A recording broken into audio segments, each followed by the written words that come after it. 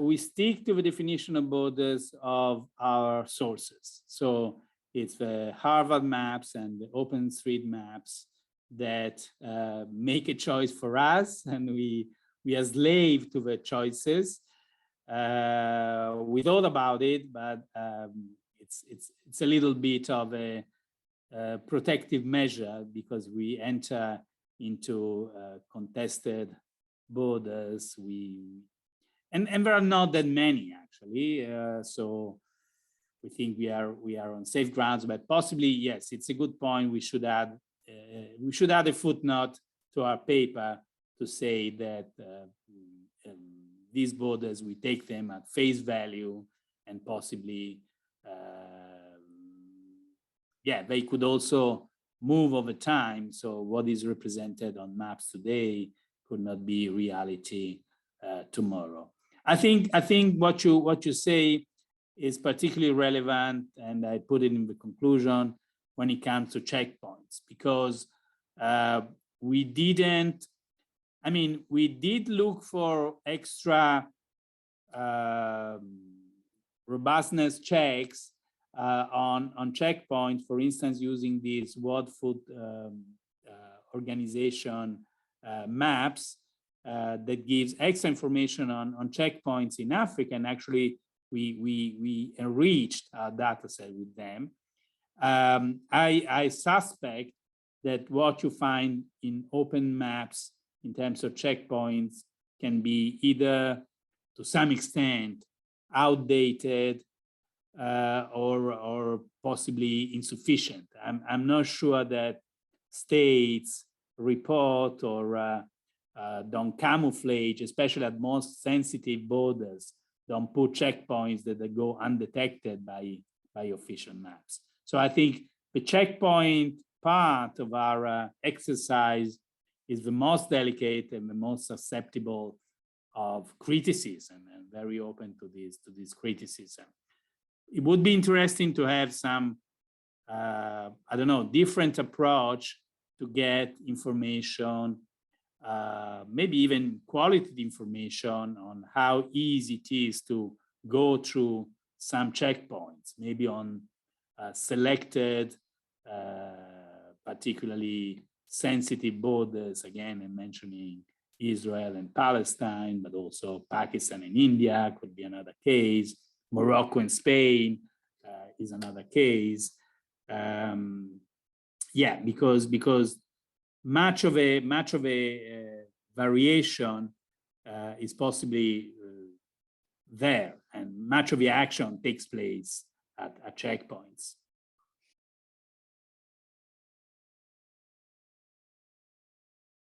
At the beginning of the project, we were very excited by the potential of big data and data science. So we thought, well, we make the program run, we have the maps, it crisscrosses the geometries of the borders and the identifiers of the road and the railways and the bridges. And then we have a solution in possibly 2 days. And in fact, it took us, to complete the data set, it took us more than 1 year, or maybe more, because we realized that completely automatic process had a lot of false positives and false negatives. And so we had to go to repeat the whole thing manually. So maybe the lesson is, don't trust big data analysis at face value, or not entirely. It was a great start, but it doesn't end there, at least not yet.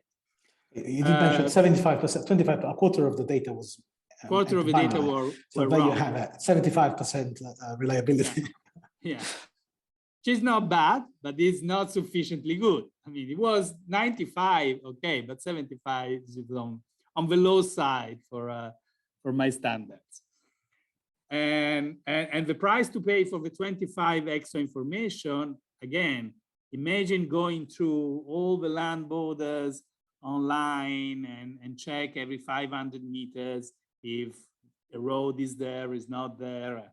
It's really you can put a lot of music and you can listen to a lot of symphonies by doing this. The second frustration is that we only have information about land borders. So the Mediterranean is a black hole. I mean, we have Southern Melilla, okay? We have the border between Morocco and Spain, but we don't have a border between Libya and Italy. And that's a contested border. I mean, it's not a contested border technically or legally, but it's where much of a migration action takes place, and we don't have information on that. So actually the title of the paper should be how permeable are land borders worldwide rather than borders worldwide. It's a slightly misleading title. I apologize for this. And what about cultural factors? Were you expecting that not to have any statistically significant? I mean, in fact, what were you hoping to get out of the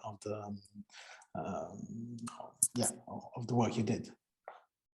Yeah, we expected something like I don't know, kind of Commonwealth or cultural areas that are sympathetic one to each other, and so we let their borders open.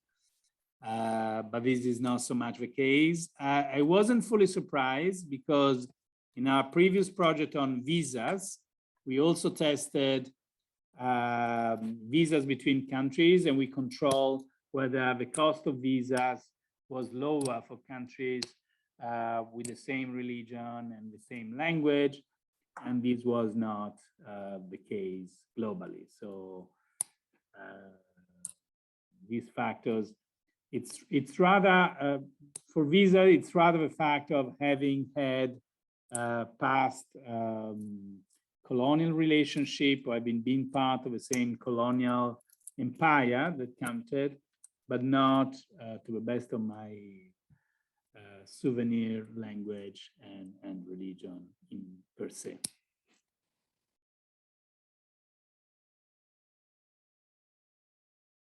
An ambition which I hinted at is the fact of possibly triangulating this very macro view on borders with case studies that detail what really happens at certain checkpoints or at certain critical roads linking countries.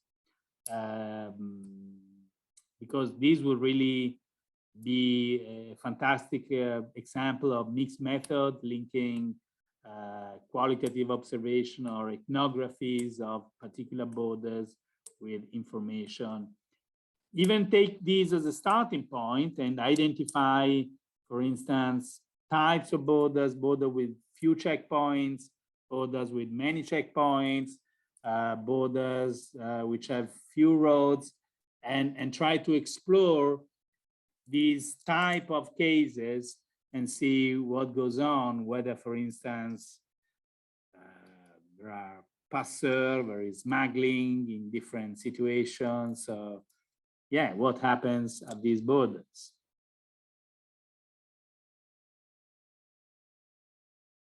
Yeah, it's a number of years now that I'm a proud sociologist and I feel myself a sociologist, but I don't care so much about disciplinary boundaries, and I like to keep open borders between disciplines.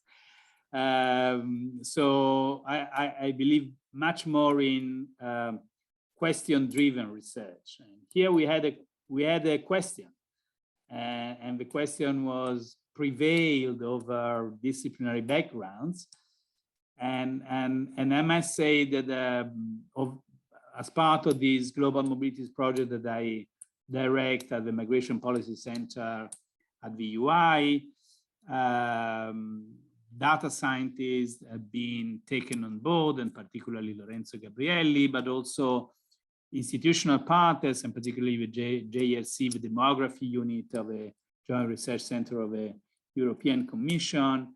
And I don't experience any major conflict. In fact, I don't want to describe a kind of idyllic world, but maybe sometimes I don't understand fully what they do in technical terms, but they grasp the logic behind it. So even if I don't get the programming side, I trust their programming skills, and maybe they don't know my theoretical framework. They seem to be eager to understand what these frameworks mean, and so it's a very rewarding collaboration.